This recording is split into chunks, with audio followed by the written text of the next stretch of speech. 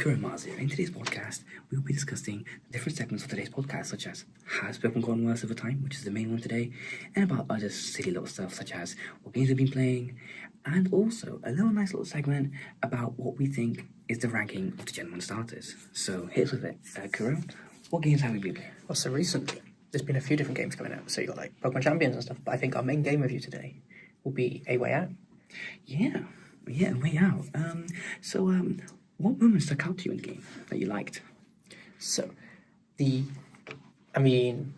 game, right, set in a prison. What stuck out to me mainly first was the fact that you actually escaped the prison quite early in the game. And that whole scene where you're climbing up the escape shaft and then you run towards the lighthouse and like the beacons of light. And remember, I kept getting caught. Yeah. And yeah, that was so cool because I just felt like, wait a minute, like, am I at the end of the game already? Am I going to get caught? But no, you don't get caught. I find it really funny that you're talking about the section where they're both like kind of like cling onto each other in the back, and your character. So you played as Vincent. Your character had the idea, and I was like, oh yeah, it's a trick, it works. And then later on in the game, you find out that he saw that somewhere else and never done it before in his life, and it's such a really funny thing. What other moments stuck out to you? I think not specifically one moment, but just the car chases, like all of them. I felt they were just really intense. And one criticism of the game, I'd say overall, is gameplay wise. It's not that much interaction in the sense of like, it's more story based, right? Yeah. Button press is like time based. But the car scenes were the scenes that really felt like I was playing a video game. And it was fast, it was action packed, you never knew what was going to happen next. And I just really enjoyed, especially driving. I think it was so fun driving. But there's times when I was in the back and yeah, it's all just really fun. Yeah, with me, I will like the quote unquote car chase, like the vehicle chases. I feel like the motorbike one, that very one motorbike one that when you're escaping out after you escape the main villain. I really like that one. That one was really nice. I liked the whole like how the motorbike system was in the game. Really cool. So what about you? Is there any key moments in the game that you think? We have two. So I have when you're playing basketball with Leo's son, I thought it was such a nice little thing and interaction that your characters like allow, because especially when like you're playing, like the Vincent is playing with the son whilst Leo's talking with his wife. I think that's a very nice thing that the game like allows that, like basically like the secondary character when the story isn't involving them to do kind of like a side quest, if that makes sense. I like that. And I also liked the hospital sequence where we go to the hospital to see Vincent's baby. I thought that was really nice how it went from a 2-player screen to the game essentially like splitting between the characters and choosing which one. I really like that. That was so cool. That was cool. Like, but carry on. No, you can go. Oh no, I was just gonna say I liked how they were both segments one after another. So you got one side of the story and then the other. Because I remember saying like, oh, why is the story focusing on just your character? 5 minutes later, huge segment on my character. So I just like that balance. Yeah, that was quite cool. But then the real question is, what's the rating for this game? I feel like for the rating of the game, we first need to discuss the ending. So, the reason we left this till last, right, was because we don't want to spoil it. Yeah. So, if you haven't seen the game... Skip to the end. We'll say it. But there's two endings. There's two endings. I really like to write those two endings. Oh my god. But I preferred the ending where Leo kills Vincent. I know. That moment where just the realization one of you are dying. I know, and I find it really nice, and I find it's like a nice little touch the game does. What the game doesn't tell you have to shoot, it like makes you aim down, and there's no button indicator when the game's been indicating to you every single time about like you have to like how to shoot, how to think, how to whatever you have to do. And it's the one time in the game it doesn't indicate how you do something. You have to make the conscious effort to shoot. Yeah, and I like how the game well, maybe I'm wrong about this, but I feel like it secretly favoured you towards the end. I feel like it made it harder for me to win, because we played both endings, because we wanted to experience it. And they're both really good endings, to be fair. But I like how it pushed a little bit more for your ending, because it is better. But I do, because I think the letter given to my wife is way more emotional than going to your wife. But I loved it. Let's genuinely ranking up the game. So, I think the story was 10 out of 10. I love the story. The plot twist in the end was probably one of the best ways I've seen a game implement a plot twist. I agree. Obviously, this is still part of the spoiler section, but like Vincent being like a 2 switch on Leo and actually being a cop is like, wow, I did not expect that at all. So story 10 out of 10, but gameplay I feel didn't have enough interaction. 7. A 7 is what I would give I it. think it was okay. And I think there were moments that were like a 9, like the car chases. But overall, some of those scenes where you're just walking around the prison, speaking to people, felt a bit dragged. Yeah, I think it was too interaction based rather than you actually doing And stuff. like the whole like hiding in like the rags and stuff, like in like the cleaning section. Yeah. That whole section could have just cut out of the game. Yeah, I agree. But I'd probably give the game a 9 overall, just because it's short enough where I don't feel too bogged down by the gameplay. Damn, I'd give it like an 8.5. I feel like the gameplay just isn't that interactive. 8.5 from you is a good score. That is quite a good score. I guess we're putting it as an 8.75. 8.75 is the game's ranking. Hell Not bad. But now, let's talk about the real topic of discussion today. The debate. Yes. Has Pokemon gotten worse over time?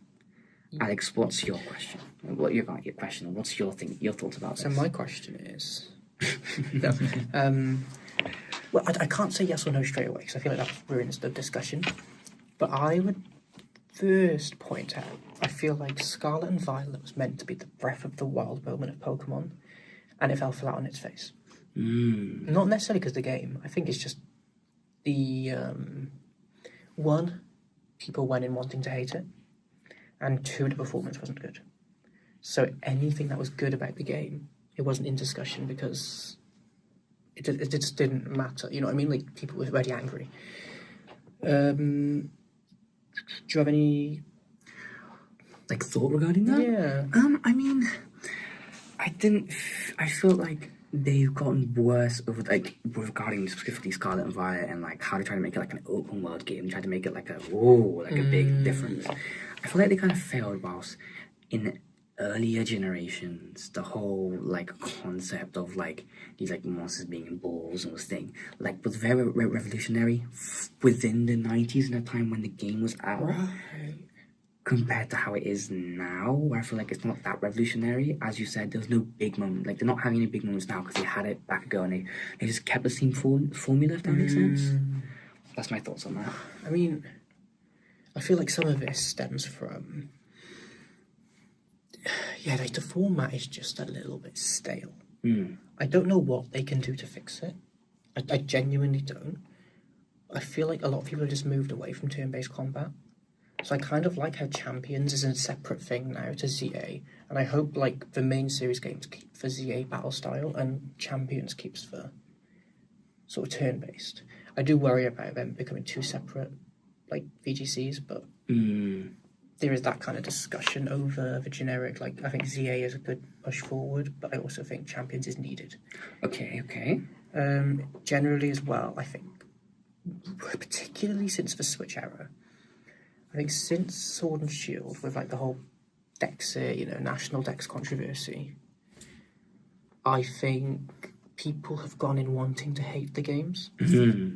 So whether they're worse or not, I'm not going to make that argument. I don't know. I enjoy all the games. I can see there's been a decline in graphical quality recently, but I think it'd be stupid to deny the old games were perfect. Everyone hated Diamond and Pearl when it came out. Everyone hated Black and White when it came out. Everyone hated basically every game I remember coming out. So it's not new people hate these games. And I think people just look back on the past, as you probably will bring up a little bit more.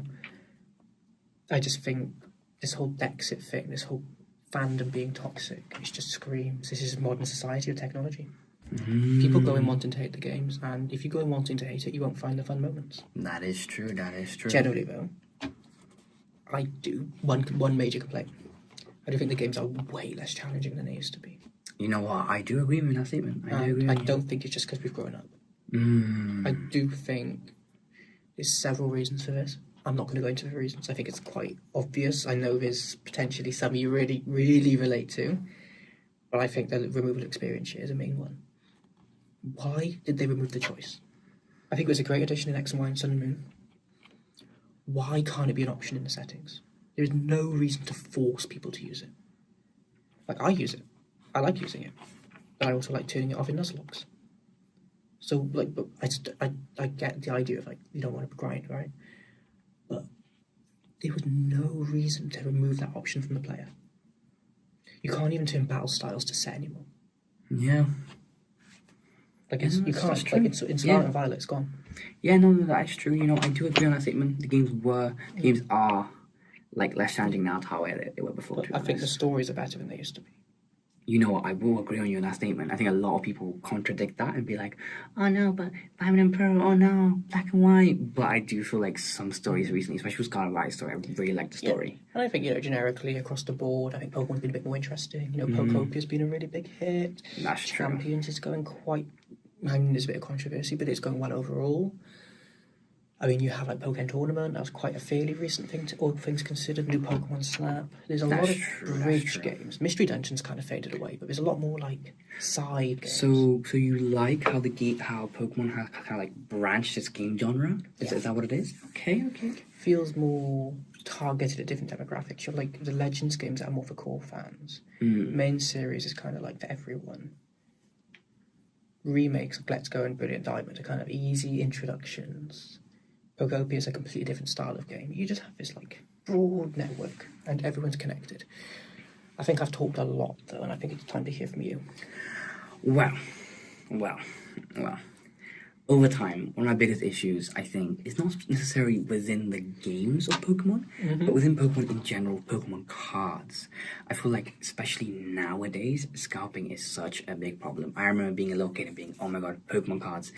I can just go down my shop and buy it at retail price. That doesn't happen anymore. Kids can't have their fun and go get Pokemon cards anymore. Well, we were literally talking about it the other day. We are literally going to travel a few hours just to buy Marpia. Yeah. Literally, like there is no way. Basically, like these adults are just not even like Pokemon fans themselves. They're just like doing it for the money because they know there's money within Pokemon. Or deciding, oh, I should just ruin these little kids being able to like, or even like other adults that just genuinely love the cards and love collecting and love getting these like master sets. Yeah. Ruining these little kids getting like their favorite Pokemon, and it's just like what? I'll tell you what, it's interesting. Based on this, I think one of Pokemon fans' biggest complaints is Game Freak are greedy and they overcharge for everything. But it's not Game Freak, it's the fans. They artificially increase the value of everything. Literally, like scalping is such a major problem, and I hate it. And it wasn't even a problem not even like 10 years ago. Yeah. And it's just like what? Like we can't even do much about it. I feel like regarding a different part of Pokemon, that's not Pokemon cards. I feel like the anime. The franchise not having Ash. I think I have two problems over this. One is I felt like it was very repetitive in regards to how they had Ash, and especially with Pikachu, like basically just like nerfing Pikachu every single series. It didn't make any sense. I felt like I really liked how they continued on from Kanto to Kyoto. And I feel like they should have progressed within that. Like, I'm glad Pikachu got the final win in the end. Yeah. But at the same time, everyone knows the Ash vs. Alarm battle was way more important. Yeah. And I think the problem with the franchise is they made I think it was the conclusion that just wasn't right compared to what could have been. They had two choices. Either reboot the series every time. They can reuse Ash, but they'd have to completely reset him as a different character each time. Or you had to have a story arc, and they had to finish. Yeah. They didn't know what they wanted to do, and they dragged it on way too long. Yeah, I think they had the finish. Was like, no, we're going to keep rebooting the thing. Like, they're like, oh my god, we had a good finish, and just ruined it. The natural ending point of the series, I think, would have been Diamond and Pearl because he kept getting better. Yeah. Then they ruined it with Black and White, but then they fixed it with X and Y. So they had two ending points, either Diamond and Pearl or X and Y. Yeah. They screwed both up. Then Sun and Moon. I know a lot of people like Sun and Moon, but I'd argue that probably should have come before X and Y. Yeah. And Journeys, honestly, is not as good as people say it is. Yeah, it really isn't. And I just feel like it was very complicated in regards to the anime, and I feel like it ruined a lot of, like, people into wanting to get into it, especially little children now. Like, I feel like Journeys does kind of appeal more into it, but it doesn't appeal to the older fan base. I've heard Horizons is for an older audience, and it's a limited story, so it's going to end. I haven't watched it, so I can't comment on it, but at the same time, I don't think it's made the same splash as Ash. Like, I think you can argue about its quality. A lot of people are saying it's really good. I don't think it's caught on, like, to a general public. Yeah. I think it's become more of, like, you have like the One Piece level anime, like Pokemon and One Piece, right? I think it's been downgraded to like a B tier anime, where it's like something like, what's the one, like it's like a Sword Art Online. Like it's really important in the anime sphere, but it's lost that like prestige. Edge. Yeah, because before, not only were people into the cards, the gaming, they were also into the anime, the whole entire ecosystem of Pokemon surrounding all three of those things. And I feel like they've just lost sense of both the cards and the anime. And I feel like now they're kind of like, not since losing the edge with the games too, but I feel like with how people have been reacting recently to the games as well, Pokemon's kind of losing its footing. Yeah, and I think right now they're seeing loads of success, right? But the problem is, I think 5 years down the line, it's going to all come collapsing in on itself. Yeah. I think all of this, it's not all their fault. Like, the Pokemon cards being scalped aren't their fault. What is their fault is why aren't they stocking it enough? Yeah. They know the demand, and they know they can keep selling their cards at RPR because it's actually the cheapest price. Yeah. And at the end of the day, it's just cardboard. The cards are just cardboard. Like not just I'm saying in regards to like they're overpricing it already to begin with, but the fact it's just cardboard. It's not that hard to mass reproduce, and it's just like you go right now into a Pokemon shop and trying to find any Elite Trainer box, all of them are out of stock. I'll tell you what. This whole discussion about the anime and the card game, how it's lost its progression, I think you have something quite important to say about the games and how there's like a lack of like a feeling of progression. No, I got this. So I feel like this has happened very recently. I feel like with Scarlet and Violet specifically, but I feel like the change to open world feels like kind of forced in a sense of regards to like I feel like the Pokemon games and how they're made are very linear progression-wise in regards to you go from point A to point B, and you're meant to go do this entire thing in regards to gyms and the quests and, you know, talking to the NPCs and, you know, finding your rival and the champion and, like, the main villains. And I feel like Scarlet and Violet is not that playable. Like, I feel like if you don't have, like, a guide in regards to be like, oh, this is the first gym, oh, this is the second gym, I feel like you're spending half the game just going around seeing if you can actually beat up a villain or beat up a gym, because you're gonna go into there as like a level 10. You actually go the wrong direction. You need a guide to you need it. There's there's a very faint suggestion of where to go, but only once. Yeah. And I did when I first played the game, I really enjoyed accidentally I say accidentally, I knew what I was doing, but going to like the 8th gym first or second, I enjoyed that and I enjoyed the challenge. I didn't like the fact. Then when I went to the first gym, it was easy. Yeah. So I kind of wish, like, what I think the best in between would be is it's not scaled in the sense of you can do the 8th gym first and it's really difficult, but once you've done a gym, the minimum level for every gym has gone up. Yeah. So even though like you can do a really hard gym out of order and it's difficult, if you do that, then the first gym gets upgraded to a second gym level. Yeah, I agree. So it's never too easy, but it can be too hard. Yeah.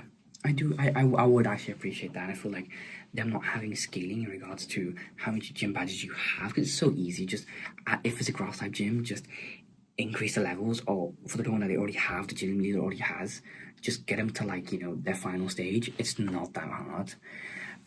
However, I feel like we've been talking very negatively about if it's gotten worse over time. But I feel like there's some good bits here. My main controversial part, though, is how DLCs are actually good content. I really like DLCs because I feel like, yes, we do have post-game content and people do complain in regards to... Yes? I have a caveat. Okay, go for it. The post-game DLC content is very good. Apart from ZA. Carry on. In general, I'm talking Sword Shield, Scarlet Violet. I really like DLCs of both those games. And I feel like moving to DLCs, yes, it's a bit not consumer friendly because obviously more money for the games, but I feel like the content that you get is kind of worth it. I feel like if you're a kid and you're already spending 50 to 40 quid on a game, you know, I'm not suggesting that you can spend another 20 for the DLCs, but I feel like it's worth the money. It's also easier, like, as a kid, thinking about it, it's easier to convince your parents, can I have a DLC than can I have a game that's basically the game I bought before? Yeah. And you're getting enough content where it's like still so valid to do it. So I remember asking my parents for Ultra Sun, And like, didn't we just buy you that game last year? I don't know, it's the Ultra version. Exactly, but it's just like, oh, it's just a nice little DLC. It's the same as like just buying a battle pass in a seasons game. Like that's literally what it is. So I really do like it, and I love the extra content that comes. And I feel like, especially recently, in regards to that, because people are spending more time to a game, I feel like socially the community is developing more. I feel like Pokemon has become slightly mainstream now, and I feel like a lot more people, a lot more communities are being formed, especially around right now as well. Pokemon Champions, like so many people are now getting into VGC. A lot of people are getting into that type of stuff. It's a double-edged sword, isn't it? You know, like even just looking at my TikTok, like it's so nice seeing all the positive comments all the time. Like, people like excited for the new games, but at the same time, how I was pointing out about like some people going wanting to hate the games, I feel like they're sapping the life out of the franchise. They're the ones that are like kind of ruining it for everyone else. If you don't want the game, don't play it. Yeah. And the fact that games are selling so well to me proves they're not getting worse. And honestly, in the same like double-edged sword system, I feel like, for example, people making unofficial card events now instead, like whole big card events. You see a lot in America. They always have like this. Oh, it's the biggest one in X country, and I'm like, so I've seen 5 events in the past month that are the biggest event in. And it's double-edged UK. sword because it's like, oh, okay, cool. People making unofficial events, but hundreds of people into the same place for the same thing, Pokemon. But then you go there and it's all scalped prices, and you're just like, oh. And not we was talking about it, even like recently. There's a Pokemon card shop we've been going to recently, right? They used to sell everything RPR. They moved somewhere else. I went to the shop and everything was double the price of RPR. And the reason why, because people are buying it. Yeah. People are in queues paying 100 for an ETB. But then again, I feel like regarding that, like regardless of that, I feel like the community has increased steadily over time, not just with recently, but also you gotta think like 10 years ago of Pokemon Go. I feel like so many people were on that, and it was such a big ride. I forget Pokemon Go was so long ago. Yeah, it was so long ago, yeah. But that's just an example in regards to, even though it started all the way back in the 90s, yes, people like kids were in their thing going, but now not only are kids like just kids, teenagers, adults, and everyone's coming together in a community and just enjoying each other and having fun playing Pokemon, which is what everyone likes. And on that positive note, I want a yes or a no answer. Has Pokemon gotten worse over time? I'm about to say yes. You think it's gotten worse? Yeah. I'm gonna say yes too. But I think both of us might be able to agree here. There's really good hope for the future. And I think everything is looking up. I agree. And also, I actually like having the XP show, unlike you. Sorry, not sorry. I use it as well. Sorry, not but sorry. I just don't like the options gone. I just don't like grinding. Sorry, not sorry. No, I just don't like the options gone. Yeah, that's true. That's valid. Like, why take an option away from people? Same with set battle styles. I don't like switching out. It makes it unfair. To be fair, I will give it to you. I do not like being over-leveled in the game. I like the idea that I have to grind my other Pokemon. Keep experience share in the game if you want, but just make it so you have to gain more levels. Yeah. Anyway. Anyways, it's fine. Anyways, I think we should move on to our secondary segment of today's video, which is... I'm just like, ranking Gen 1 starters. Anyways, so what's your rank regarding the Gen 1 starters? Put me on the spot here. I have no idea. Bulbasaur, Squirtle, Charmander. Like, what? I would say mine is Bulbasaur, Charmander, Squirtle. But first, wait, let's talk about the big elephant in the room. Or should I say the plant? Bulbasaur. Why do we both like Bulbasaur so much? That's all ranked regarding our general starters. Bulbasaur's a 10 out of 10. Ivysaur's a 10 out of 10. Venusaur's a 10 out of 10. Mega Venusaur's a 9 out of 10. Okay, you're pushing it. I'm joking. But like, John, no real reason. In game, it's the objectively best choice. You beat Brock, you beat Misty, you resist the third gym, the grass gym, you resist, psychic gym, fair enough. But psychic's good against everything in that general one. Neutral on poison. There's a fire gym, fair enough, but by then you're fine. And you're super effective against the 8th gym. Yeah. Objectively the best choice. I think it goes more than that. So I think the anime, I think Bulbasaur is such a lovable dude in the anime, right? Yeah. And I think, personally, I feel like Bulbasaur has a nicer little community. Mm. So I find when I make content around Bulbasaur, there's always love in the comments. It's always like, oh my god, Bulbasaur's so cool. Make a video about Charmander or Squirtle. It's just hate either side. It's like, oh, you hate it, oh, you love it. It's like, why are you so polarized? Yeah. I feel like everyone can just agree Bulbasaur's cool. Even if it's not their number one. I love Bulbasaur. Even if it's not their number one, nobody hates him. Yeah. I think Bulbasaur, especially Bulbasaur, like I always saw, I think Bulbasaur specifically, I think is so cute. I think it's actually such a cute Also, Pokemon. for typing, right? Yeah. And thick fat as a mega. That is so good, yeah. Losing grass, losing fire and ice as like a super effective is quite nice, I can't lie. I also like Bulbasaur because I feel like I have this plushie of his and it's so cute. I just Bulbasaur because it's so cute. And I feel like I just prefer Venusaur in general. Like grass poison is such a good typing. It is. And obviously again in the game it's so good. But I feel like just in general, like you said again, same thing. The community around it is just so nice and welcoming, and I really like Bulbasaur for it. But then we got that little thing of I think I'd rank Charmander over Squirtle. Why did you see Squirtle over Charmander? So, honestly, design-wise, I actually think all three are like 9s or 10s. Okay. I can't lie, I think all three are amazing. Okay. My issue with Charmander... One stake of all time, but carry on. Like, I think all three stars are like at least B tier. Yeah. But like, yeah, fair enough if you don't like that. But I think my problem with Charmander is it's always people's go-to in the sense of like, it's like Pikachu. But like, you ask someone, what's your favourite Pokemon? If they say Pikachu or Charmander, it's fine. Or Charizard. Yeah, like, anyone can have a favourite Pokemon. But you know, realistically, they're not that big a fan. Yeah. And I don't mean it in like a gatekeeping way, because you can play one Pokemon game and never touch it again and still be a fan, right? You can. But it's just the idea of like, Charizard fans don't big up Charizard. They bring other Pokemon down, I find. So, what's your favourite Pokemon? Charizard. Why? Oh, because Blastoise and Venusaur are rubbish. Yeah. Like, why do you like Charizard? Oh, I like Charizard because it has the most megas, the most thingies, and no other Pokemon has it like it. Yeah, I get you. You know, and the fact that like, there's a whole champion team based around Charizard. Fair enough, Leon's a cool champion, and it's a cool team. But there's nothing stopping them doing like a Blastoise, Venusaur option for different starters, like they did with Sun and Moon with Kukui. Yeah. And yeah, I just feel like that was a wasted opportunity. If all three of them had Gigantamaxes, why didn't they use them? But then again, my argument to that is Charizard is the most popular out of the three, and I feel like because it's so quote unquote iconic, because it's the best, not in the sense of the best, but the most popular general starter out of all the other starters, I feel like it gets a little bit more love than the others. Like, which again, you know what I'm saying, it does, and it is like a bias, I'm not going to deny that.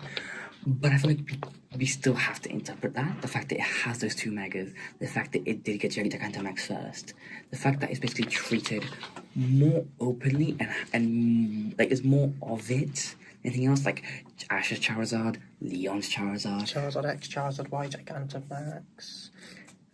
Even what's his name, Trevor in the X and Y anime had a Charizard Y. So I feel like no matter what we can say in regards of it being like cool, it is an iconic Pokemon and we can't deny that, and so the rest. But I feel like I personally prefer Squirtle in terms of like looks and stuff. I do feel like just because of how iconic Charizard is, and I just non-biased, genuine rank, I would put Charmander over Squirtle. I mean, I get it. Yeah, I do slightly like. I understand that. But like, what's your thoughts on Squirtle outside of it? I love Squirtle. I think Squirtle is such a good Pokemon. I feel like if we rank, even though Squirtle is the rank below of all the other ones in general, if I placed Squirtle against the other water type starters, still quite high, isn't it? He would be very high. It's just because the general starters generally they did it so well the first time. The only thing I'd say is I love Squirtle, I love Water, I love Blastoise. I like Mega Blastoise, but I do think it's like a little bit disappointing. Yeah, Mega Launcher's ability isn't that good. Just compared to the other two. Yeah, exactly. I do agree on that statement. I think it is very underwhelming. Although an Aura Sphere from a Mega Blastoise in Champions has gotten me once. It did get me once. It has. Yeah, I had my what was it? King Gambit, and it always feared me. Oh, I forgot it had flash. I forgot it had that ability and always fear. Oh. But I did. I felt nice. Is that the close off for that secondary segment? Yeah, you didn't change my opinion. I didn't change yours. Yeah, I think we both Agreed. Yes, well. Anyways, this is a community section where we kind of talk about ourselves and little things about us, just so you guys can get a little overview on who we are and what we like, what we dislike. Don't worry, like, we've had this discussion. You're not cooler than everyone else. I am. Anyways, the main things is what our favorite starters and pseudos are and why. Should we do a fun game? Should we it. guess each other's favorite starter? We both know each other's favorite starter. You can't do that. I guess your favorite starter is chikorita. So bad. I hate chikorita. And I'm gonna make a prediction. Okay. Mudkip. Wow, how did you get It that? could have been Chimchar. That's true, you know. I feel like I do like Infernape and Swampert. I do prefer Swampert, but like in the same. I had a little bit of doubt in me. Did you actually? Like, I was 99.9% sure it was Swampert. Oh my god. You know, I Yeah. I always get you Swampert and stuff. But like, every now and then, your love for Infernape is kind of crazy. No, I like both. Like, they're both so good, but I do slightly prefer Swampert. What about me? Well, okay, and my second favourite. If I can get your two favourites. Oh, your second favorite starter? I'd say also your favorite is Fennekin, and I'd say your second favorite is. Thing is, It's not. Do you want me to tell you when it's not? Because I think you might get it. is it not Chikorita? It's not Chikorita. Okay, is that the one that you think? Yeah, I knew you'd say that. I would say your second favorite starter is. Second favorite starter? Rowlet. Decidueye. No? Is that a bad guess? It's third. Third, okay. Thing is, you don't really like that many starters. You hate on all of them. Sorry, not sorry. You There's did. one I don't. It's not gonna be another Gen 6 one, is it? You don't like Froakie that much. It's from my least favourite game. What is it like? Snivy? No. Oh my god, I don't know your second favorite starter. I think you'll kick yourself when you find out. Give me a hint. Give me a hint. Its secondary type is not the same as anyone else's. That does not give me a hint at all. What do you mean? It's like it has a secondary type that no other starter has. It's not Piplup, is it? It's Piplup? You like Empoleon's your second favorite? What? I did not expect that, you know? But fair enough. Hey. To be fair, there's a huge gap between Delphox and... Yeah, you just love Delphox and Braixen. You love And Delphox. honestly, I didn't think of Decidueye until you mentioned it. And I'm kind of debating in my head now if I'm wrong. That's what I'm saying. Like I don't think you really talk about how much you like Empoleon compared to the Decidueye. It's not Do you know really what it Empoleon, it's Piplup. That's what I'm saying. I feel like you prefer Piplup, but prefer Decidueye. Yeah, I think that's what I'd go for in regards to you. But yeah, but why? Why those two? Like, why Fennekin and why Piplup? Or Decidueye for now? But we'll go for broad all three, to be honest. So, all three of them have very interesting typings. There's not a single fire psychic starter. There's no water steel starter. There's no other water steel type Pokemon. Period. There you go. It's just Empoleon. Is there anyone fire psychic? Fire Psychic? I don't think so. Not that I know of. I don't think so. If there is, it's not very good. Yeah. And there's no other grass ghost starter. I know there's like Dameyes and stuff, but overall.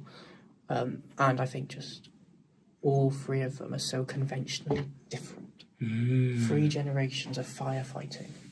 Now we have a Firefox wizard with a Mega. Cool. Empoleon, I think, just gets overshadowed because Infernape is so cool. I love Infernape as well. I love Infernape. I love Empoleon too, so I'm not even discredit that. That is such a good pull. Maybe that's probably why you might have not. You clocked it, yeah.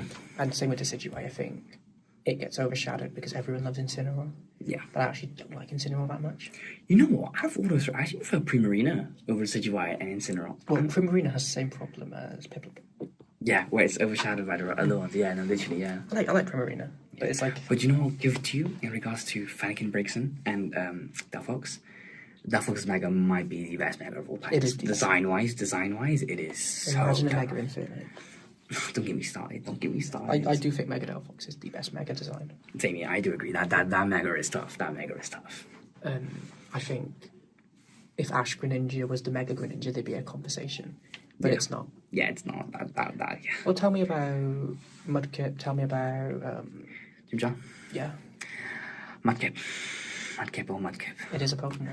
Mudkip, oh Mudkip. I love Mudkip. I love Swampert. I'm not that big of a fan. Do you remember your Tackle Swampert?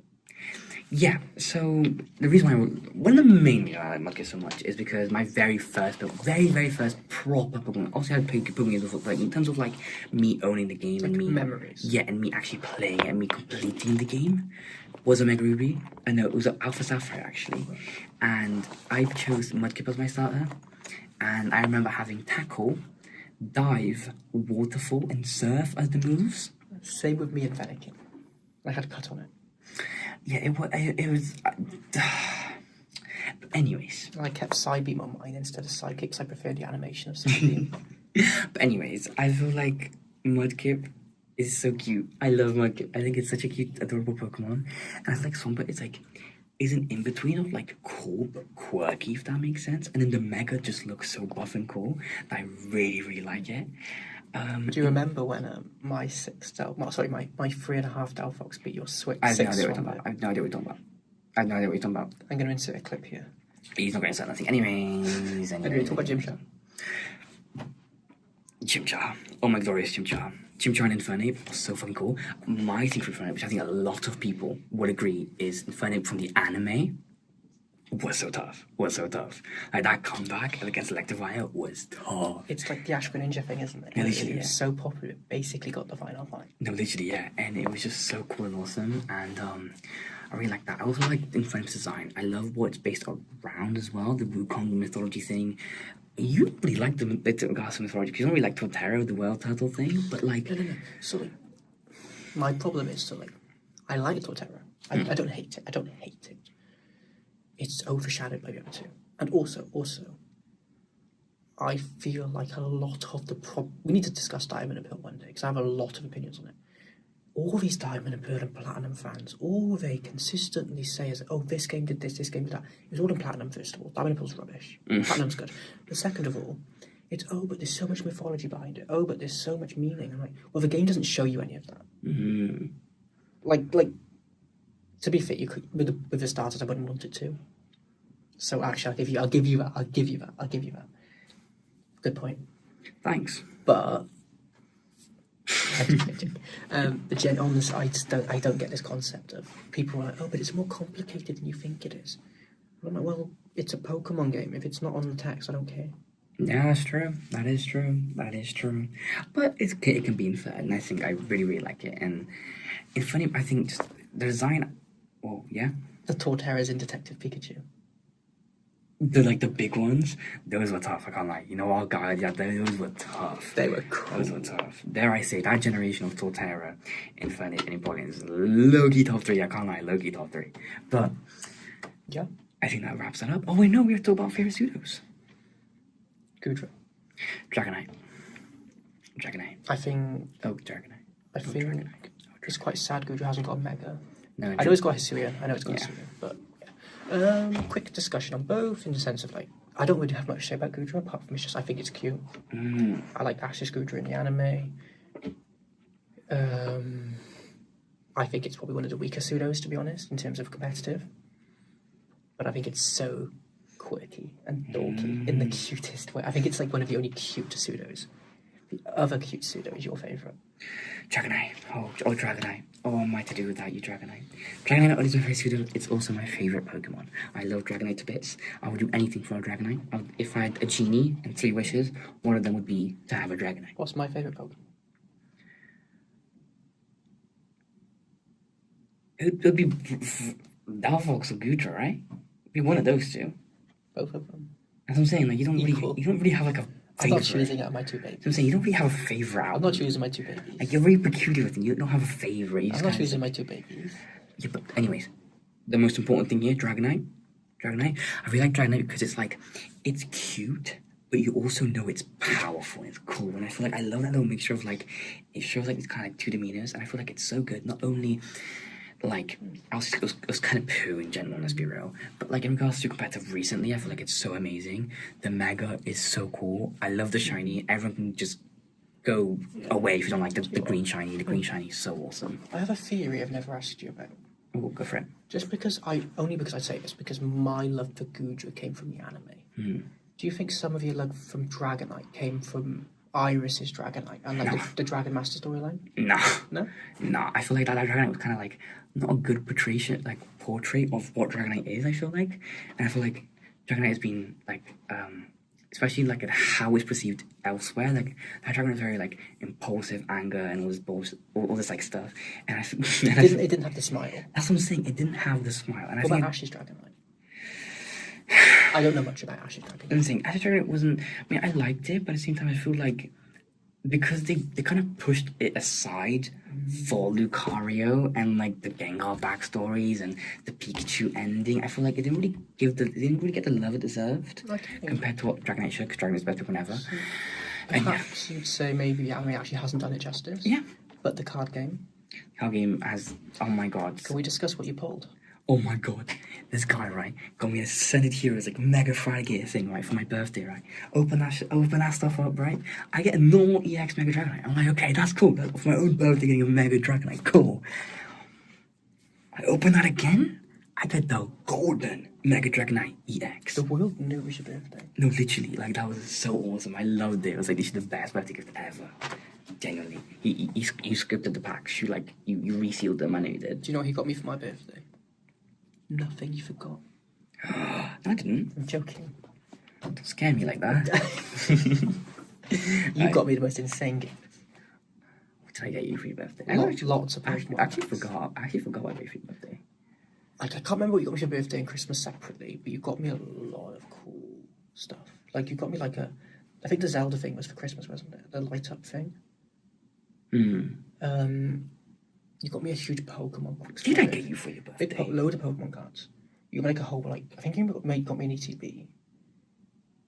Yeah, you got me an ETB. You got me... I actually don't remember what I got you for your birthday. You definitely got me an ETB. Okay. I Because you got me... I don't remember the Christmas gifts I got. I don't remember the Christmas gifts I got. Oh, I can tell you. I remember exactly what Christmas This was a Loki kind of stuff. You got me... Oh, you got me knee straps. Oh my god, For the that's gym. as well. You got me stuff for the gym. Your birthday gifts you were good. It's mainly Pokemon. You know what I'm thinking about it now? I sent a card off to PSA grading for your birthday, and it's never come back. I've just realised that. They scalped it. What? They stole it. I've just realised it. I never got There's it a whole back. thing right now where PSA is stealing people's cards. I never got that back. There's a whole like thing going on at the moment that is stealing people's cards. I never got that card back.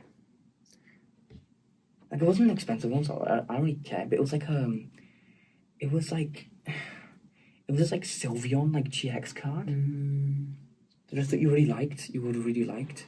Oh, you got me loads of Delphox cards. Oh my god, I got you like a whole like thingy of them, didn't I? I had a Sylveon thing from you as well. I did have a Sylveon. No. That's like a PSA thingy one I gave you, but there was another one. Yeah, you got me that for my birthday. Okay, I got you that too. Okay, that's good then. Okay, that's good. And then for Christmas, you got me the hiking boots. You got me the Zelda lamp. You got me some Pokemon cards. You got me the knee straps. Yeah, I remember thank you, because it was the best gift ever on my Don't life. look at yourself. I am the go. I think that's just. Hand on my heart, best gift ever got. Alright, bro. Shut up, bro. Well, did I get you 2 Dragonites or not? You did, but you didn't really know you was going to pull the Dragonites. Unless you resealed the cards. I can't really And then you're the entire problem to scalping right now. It's all you, Alex. Right, if I couldn't even get you an ETP, do you honestly think I could get you those cards? That's true. But anyways, I feel like it's such a nice way to wrap up the podcast. What do you think? No. No? I think What's we're going left? to do some calls to action for these people watching. If they've made it this far into the podcast and they're too lazy to comment, Or there's an issue. follow, or like, or share. Like what? What are they doing in their life? Low-key. Honestly, and if you didn't like it, well, why are you still here? And honestly, spending this entire time, you're not going to comment down about your own opinions? Yeah, Like, so I want to hear them. I want to hear several things from you. What is your favourite starter Pokemon, and why is it Fennekin? 2, any game review suggestions? So, like, currently we're playing Final Fantasy 14, but we're looking for more. We're always on the lookout for something new to play, and we don't want a Pokemon game. We're going to play the Pokemon games. We are. We've got a list. We want something that isn't Pokemon. And finally, you're going to tell me one more thing. And the one more thing I'm going to say is, you guys are going to put down your favorite starter and tell me why it's not Fennekin. Bye-bye.